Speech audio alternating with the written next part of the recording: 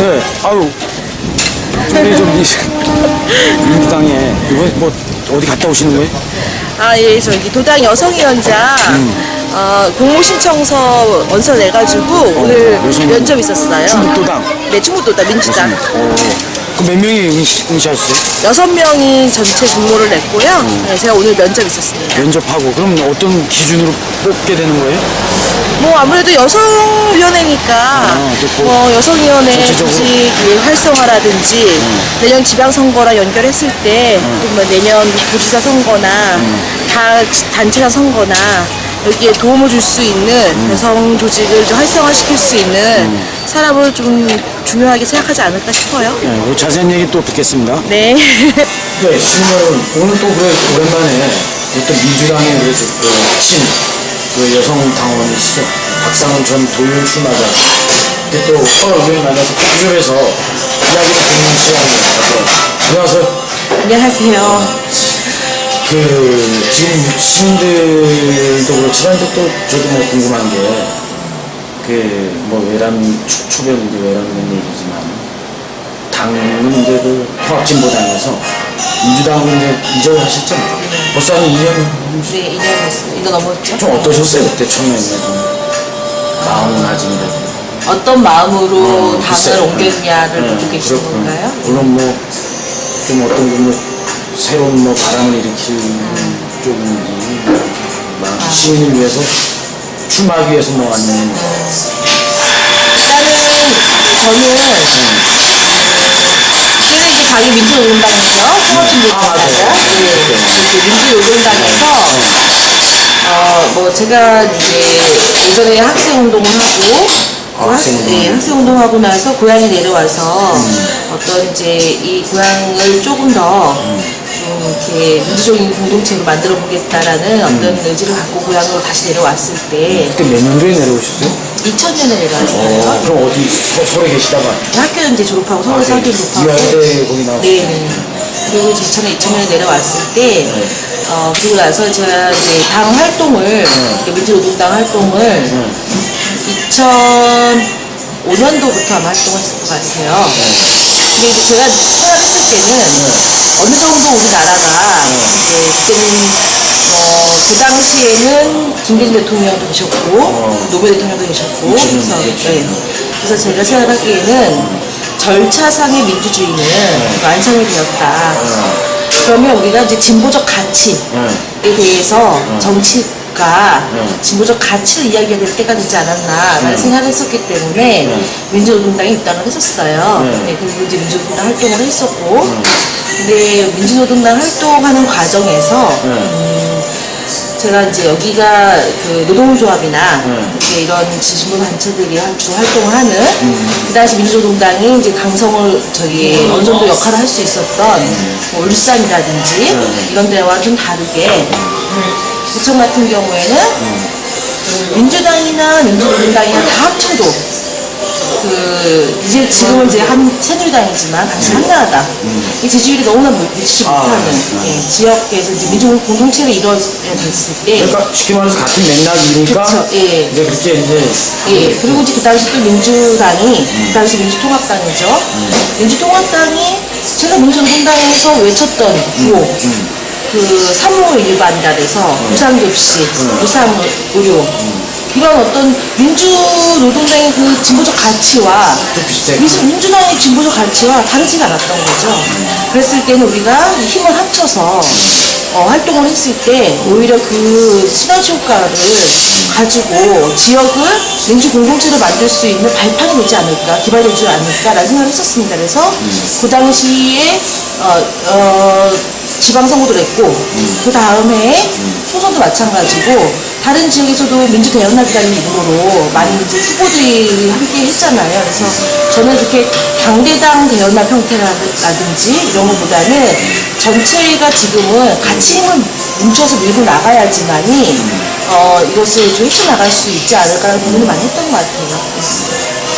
그런 면에서 이제 생각이 진보적인 생각으로 이제 지역 발전을 위해서 나가시고 있는데 사실 이제 그런 말이 있잖아요. 이제 진보는 좀 이렇게 단합이 안 되고 보수는 단합이 되고 또 보수는 부패가 좀 테러도 많아지고 진보가 좀 드러나다 또 이런 뭐 말도 있듯이 그런 부분에서 이 지역의 이제 어떤 야당의 어떤 선두주자 역할을 할 애로사항이 많고 또 어떤 사람들은 또 박사는 빨갱이다 또 그런 말도 하죠.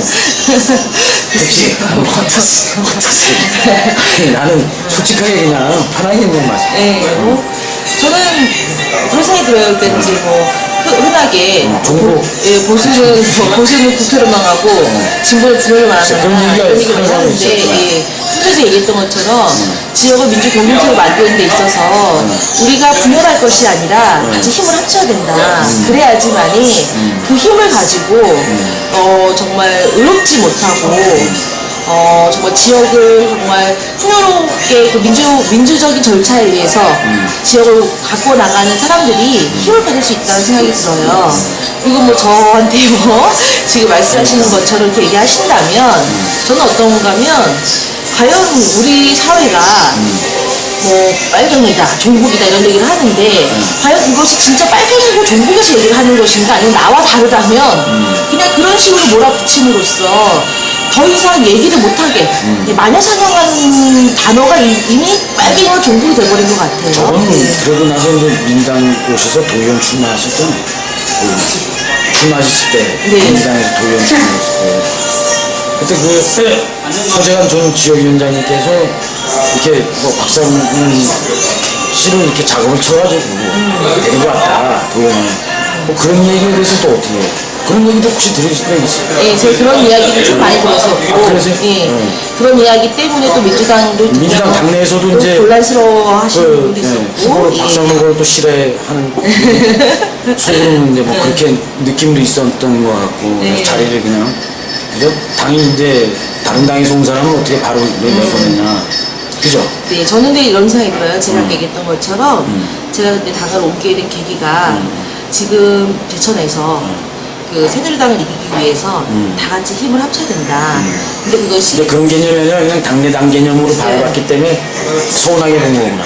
이제 뭐 그럴 수도 있고 또 제가 또 부족해서 또 많은 분들한테 또 이해하고 많은 분들이 이해하고 납득할 수 있는 시간적 여유를 많이 두지 못하고 제가 좀 이제 움직인 것에 대해서 뭐 서운하신 분들도 있겠지만 그 부분과 관련돼서는 저는 이렇게 생각을 해요. 예를 들어서 누군가가 너 이렇게 공천 줄 테니까 들어와라.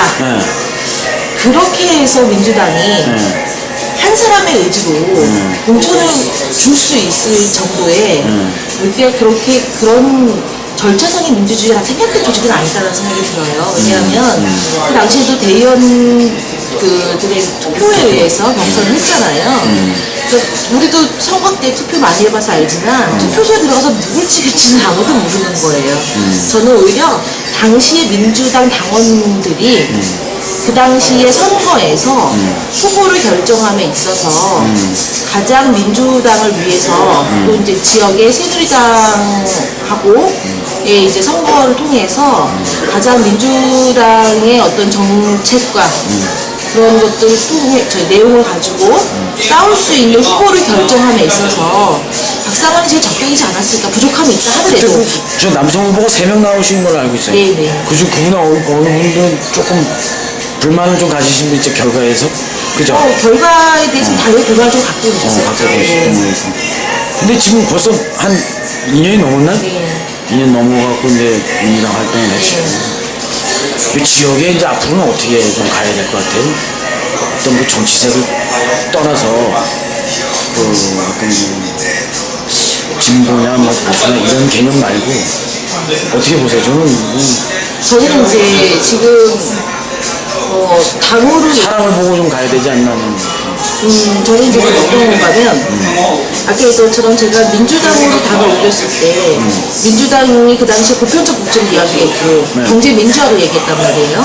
지금도 마찬가지고 경제 민주화와 보편적 국정의 이야기를 했을 때 이 민주당의 가치를 같이 공유하고 실현할 수 있는 사람들이 내년 지방선거 좀 나와야 된다 생각을 합니다.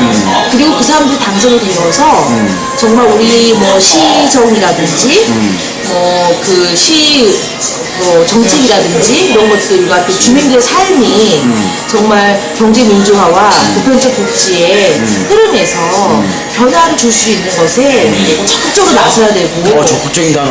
그렇죠. 그리고 우리 그 주민들의 삶을 피부로 느끼면서 같이 호흡하는 정치라는 사람, 저는 그런 사람이 내년에 꼭 필요하다고 생각을 해요. 적극적인 그 단어 나와서 말이지 또 민주당은 적극적이지 않고 좀 가만히 지켜보고 뭐 쉽게 말하면 뭐 떨어지는 감 먹을라라는 거 아니야 이렇게 했던 거에 대한 어떤 반성이 좀 있어야 된다 생각해서 그러니까 저 뭐 적극적이다라는 것에 대해서 뭐 나서주지 않는다. 뭐 시민들이 요구하는 수준인 만큼 이렇게 기대치가 민주당에서 높으니까? 대체 부응하지 못해서 좀 아쉬워하고 그런 거는 있을지 몰라도 저는 뭐 떨어지는 감을 주워 먹으려고 그러는 건 아니다라는 생각을 하고요. 저는 이제 각자가 자기 처해진 위치에서 정말 최선을 다하고 있는데 사실 냉정하게 객관적으로 얘기하면 저쪽에서 민주당 조직이 새누리당 조직에 비해서 참 미비하지 않습니까? 그리고 근데 축구로 비유하면 패배를 많이 했기 때문에 축구도 이기면 서로 그 단합이 되잖아요. 그죠? 파이팅. 파이팅 네.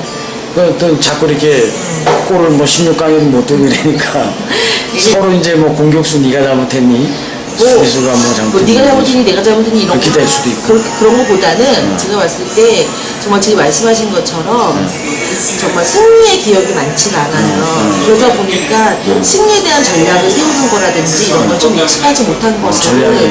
예, 사실이에요. 근데 저도 제가 또 한편으로는 봤을 때 기가 죽어 있는데 못한다고 계속 집중만 하면 과연 그 사람들이 잘할 수 있을까?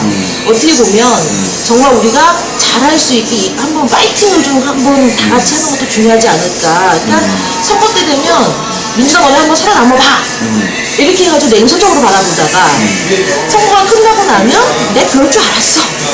이렇게 얘기를 한다면 이거는 과연 이 정치 지형을 누구의 책임인 것인가? 우리 흔히 이런 말 하잖아요. 그 정치의 발전 수준은 그 나라 국민들의 정치 의식만큼 발전한다 얘기 하잖아요. 그것처럼 우리 시민들이 정말 이 제천이라는 동네가 조금 더 민주적인 동네로 바뀌었으면 좋겠고 조금 더 생활 밀착형 정치를 하는 사람들이 많았으면 좋겠고 이렇다면 그런 정치인들을 도와주는 좀 그런 좀 넉넉한 좀 문화가 필요하지 않을까 싶어요. 지금 뭐 내년 혹시나 지방선거에 가고 또 그 경력이 있으시니까 출마 예상이 높으실 것 같은 노코멘트? 아니요, 내년 지방선거 출마할 겁니다. 출마. 기초의원이세요, 강요? 뭐 저는 기초나 강력 그건 아직 아니에요. 뭐 정한다기보다는 제가 확실하게 그렇게 밝히시네. 제가 일할 수 있는 곳에서 정말 주민들하고 호흡할 수 있는 정치를 하기 위해서는 내년에 꼭 출마할 겁니다. 그럼 내년 이기야 되는 이 전략, 이 비밀이지만 전략 하나만 가르쳐줘서 어떻게 하실 거예요? 내년이요? 비밀 전략. 그러니까 어떤 그 전략이 또 있어야 될 거 아니에요? 저는 지금 뭐 워낙에 그 내년 선거 관련돼가지고 우리가 그런 말 많이 하잖아요. 정치하면 그냥 뭐 쉽게 얘기해서 행사장을 많이 다니고 성실하고 악수 많이 하고 이렇게 얘기하시는데 물론 이제 그런 성실함도 굉장히 중요하다고 생각을 해요. 근데 그런 성실함도 굉장히 중요하지만 아까 얘기했던 것처럼 우리가 보편적 복지나 경제 민주화나 그 이제 이 제천의 민주공동체나 이런 걸 저는 꿈꾸는 주민들이 많다고 생각해요. 그 분들과 함께 외연을 넓혀가는 과정, 그것이 저는 내년 민주당이 박사면의 필수 전략이 아니라 내년 민주당이 필수 전략이 되지 않을까 그런 생각이 듭니다. 아무튼 궁금한 게 많은데 갑자기 또 까먹었네. 아무튼 이제 좋은 시간 내주셔서 고맙고 차후에 또 한번 또 이렇게 또 만나서 또 얘기 듣는 시간 갖겠습니다. 네, 감사합니다. 그 지금 추가적으로 그러면 공천제에 대해서 또 남다르게 또 다른 의견을 또 갖고 계십니다. 그러니까 공천제를 없애는 거에 대해서 또 민주적인 부분도 있지만 단점이 많다라는 말씀을 또 하시려고 어떤 일이지?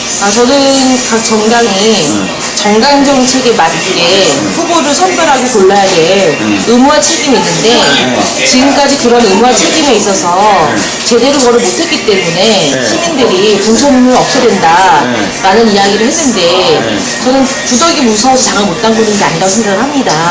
저는 지금에서는 정당들 중심으로 하는 책임 정치가 무엇보다도 절실한 시기라 생각을 해요.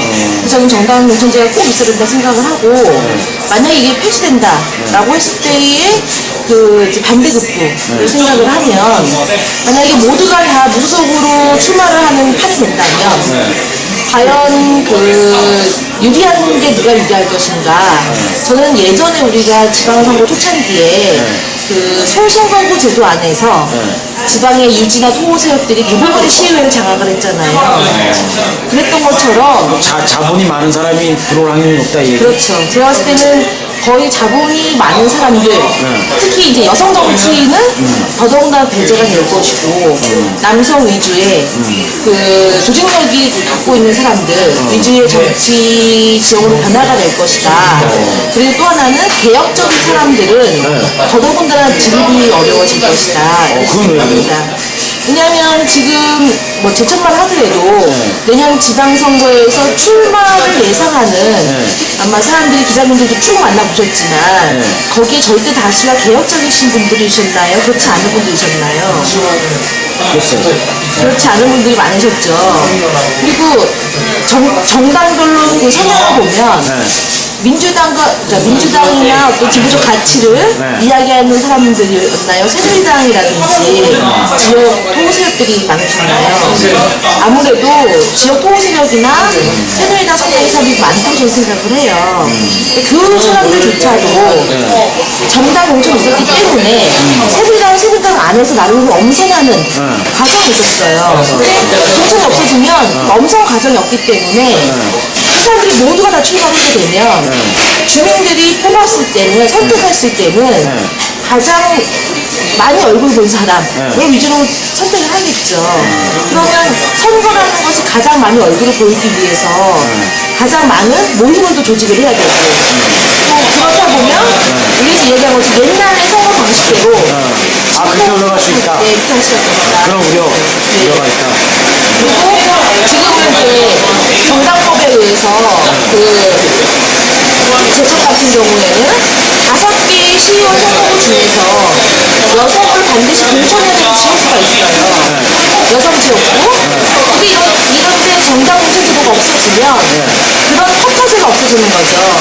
그럼 여성 같은 경우에는 그 정치인 출마할 수 있는 공간 굉장히 좁아지는 거죠. 근데 객관적으로 아직까지는 우리가 남성과 여성으로 분류됐을 때 사회 활동이 활발한 게 남성이 활발한 게 여성이 활발합니다. 남성이 활발하거든요. 그래서 여성 정치의 맥락으로 봤을 때도 정당 공천제가 없어진다면 여성 정치인들이 발굴되고 또 당선되고 하는 과정이 굉장히 어려워질 거라 그러니까 생각합니다. 이제 자본이 약하고 또 그렇죠. 여성 같은 경우는 불리할 수 있다. 네. 그런 이제 지적이시다. 네. 알겠습니다. 그 남자애들은 나한테